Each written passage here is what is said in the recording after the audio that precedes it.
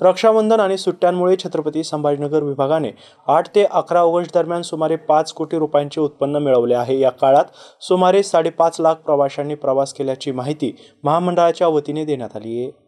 रक्षाबंधनाचा सण आणि त्याला जोडून आलेल्या सुट्ट्यांमुळे 8 ते 11 ऑगस्ट या 4 दिवसांमध्ये प्रवाशांची एसटी बसला तुडुंब गर्दी झाली होती। या 4 दिवसांमध्ये छत्रपती संभाजीनगर विभागाने जवळपास 8 लाख किलोमीटर प्रवास करून तब्बल 5 कोटी रुपयांचे उत्पन्न मिळवले आहे। या 4 दिवसात जवळपास 5.5 लाख प्रवाशांनी प्रवास केला आहे।